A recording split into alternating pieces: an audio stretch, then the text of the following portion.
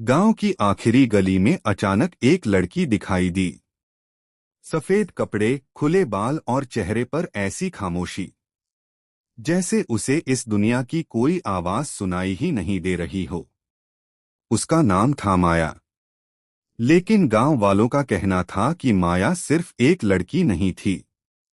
कुछ लोग उसे अभागी इंसान कहते थे, तो कुछ का दावा था कि वह एक पिशाचिनी थी जो हर अमावस्या की रात गांव में लौटती थी। सवाल सिर्फ इतना था, माया आखिर थी कौन? इंसान या फिर कुछ ऐसा जिसका नाम सुनते ही लोग दरवाजे बंद कर लेते थे।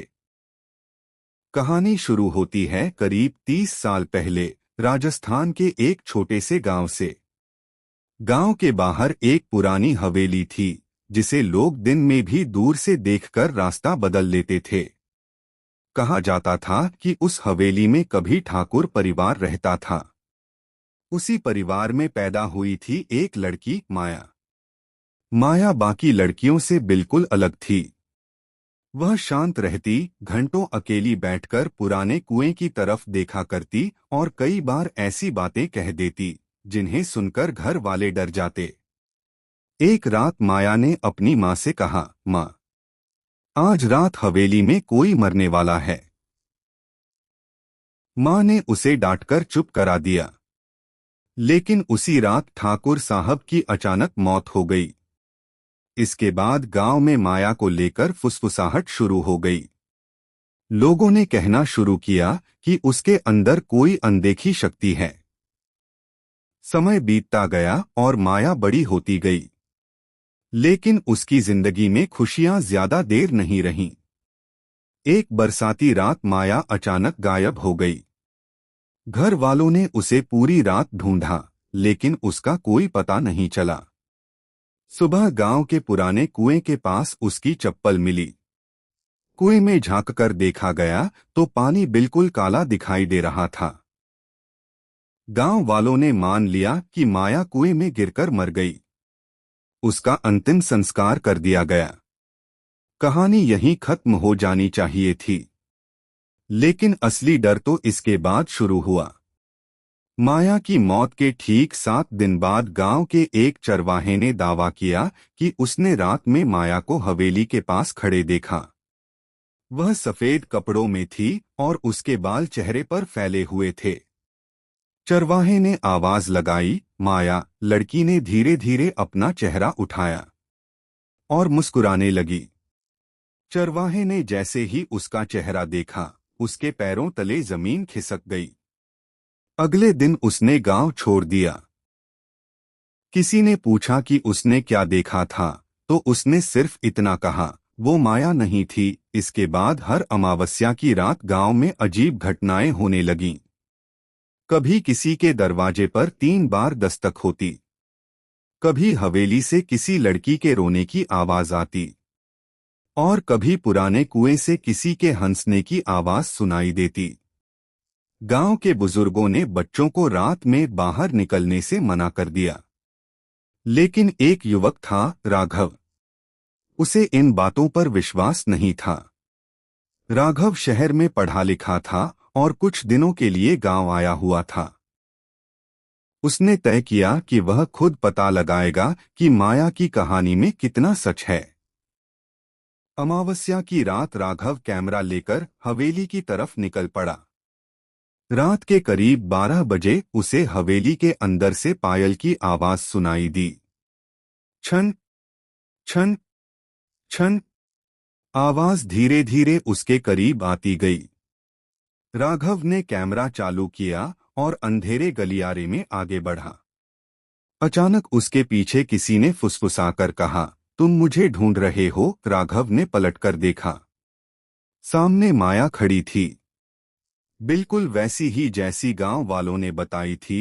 सफेद कपड़े, खुले बाल और चेहरा बेहद पीला। राघव के हाथ से कैमरा लगभग गिर गया। उसने कांपते हुए पूछा, तुम माया हो? माया ने कोई जवाब नहीं दिया, बस धीरे से अपना हाथ उठाया और हवेली के अंदर एक कमरे की तरफ इशारा किया। राघव उसके पीछे चल पड़ा। कमरे के अंदर एक पुराना संदूक रखा था। माया ने संदूक की तरफ देखा और अचानक गायब हो गई। राघव ने संदूक खोला। उसके अंदर पुराने कागज, कुछ तस्वीरें और एक डायरी थी। डायरी माया की थी। पहली कुछ पन्नों में उसकी जिंदगी के बारे में लिखा था, लेकिन आखिरी पन्ने पर लिखा था, अगर मैं मर जाऊं तो समझ लेना मेरी मौत प्राकृतिक नहीं होगी। मुझे इस हवेली में कैद किया जा रहा है। राघव के हाथ कांपने लगे। आगे लिखा था, गांव वाले जिस चीज को पिशाचिनी समझेंगे उसका सच इस हवेली की दीवारों में छिपा है। राघव ने अगले पन्ने पलटे, लेकिन कई पन्ने फटे हुए थे। तभी पीछे से दरवाजा जोर से बंद हुआ। कमरे में अचानक ठंड बढ़ गई। राघव ने देखा कि दीवार पर एक परछाई बन रही थी। वह परछाई माया की थी, लेकिन उसके पीछे किसी दूसरी आकृति का साया भी था। अचानक एक आवाज आई, मुझे यहाँ माया ने नहीं बुलाया था। मुझे यहाँ किसी और ने कैद किया था। राघव डर के मारे पीछे हट गया।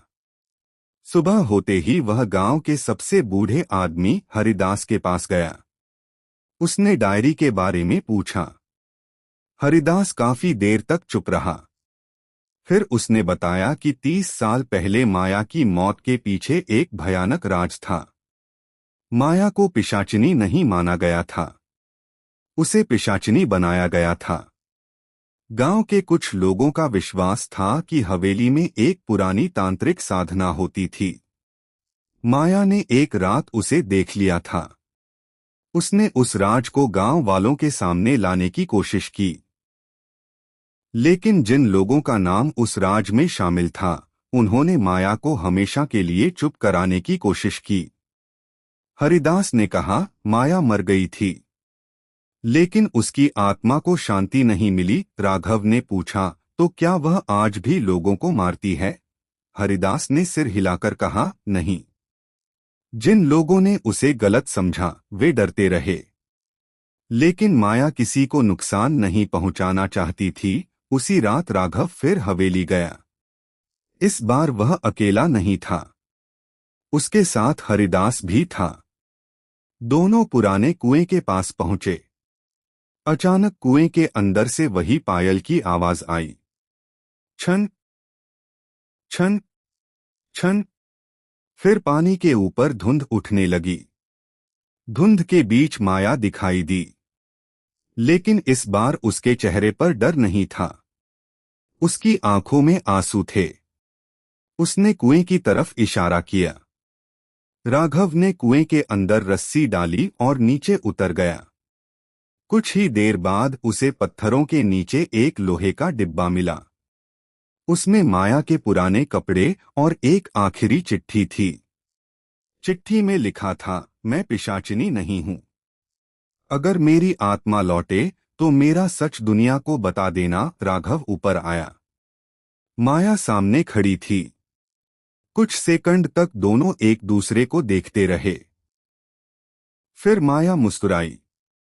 उसके शरीर से धीरे धीरे सफेद धुंध उठने लगी।